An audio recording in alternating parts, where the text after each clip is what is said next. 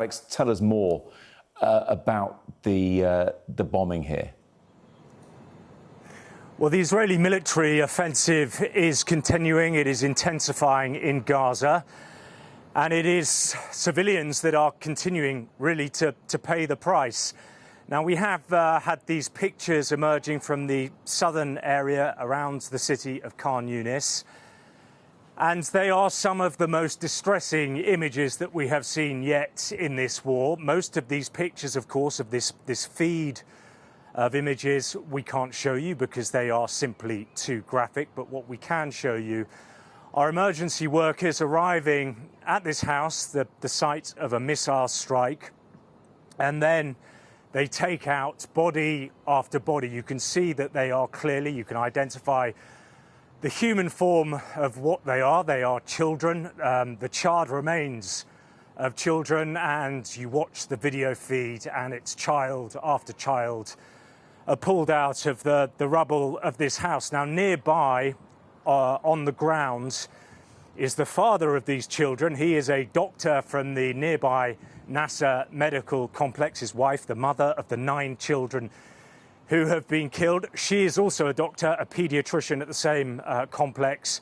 He is stretchered away, taken away by the emergency workers. And it's touch and go whether or not he will survive. Now, there are 2 British doctors, Graham Groom and Victoria Rose, who are working at the Nasser medical complex. And they had these details. They gave us this update about what had happened. This is what they had to say. The last patient on my list today was an 11-year-old boy who seemed much younger as we lifted him onto the operating table.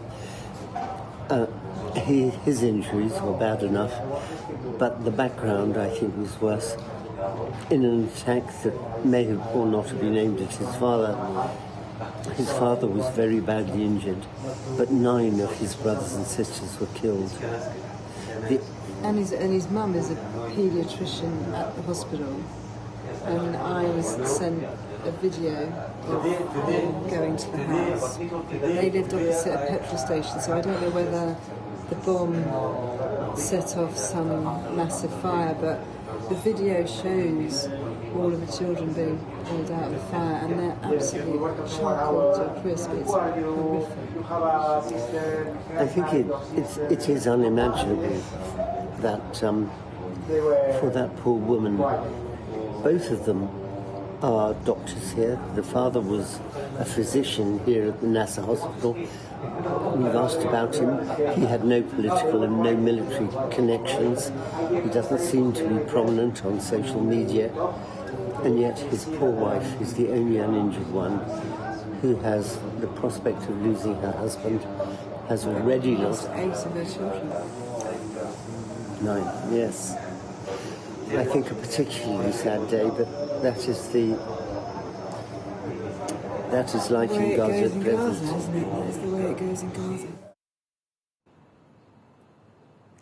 Well, they're outlining really the very human cost of this war. We have asked the Israeli Defense Force for comments, but no comment yet has been forthcoming on that strike. But of course, as this war intensifies by Israel, as it tries to achieve what it says its aims are, the elimination of Hamas, the bringing back of hostages, the humanitarian situation is worsening by the hour and by the minute. The UN Secretary-General, Antonio Guterres, has said that the levels of death and destruction now are just absolutely horrendous. We are hearing that some aid has got in after huge amounts of international pressure for Israel to lift its blockade of the enclave, but not nearly enough. And according to aid agencies, much of the population now is on the brink of famine.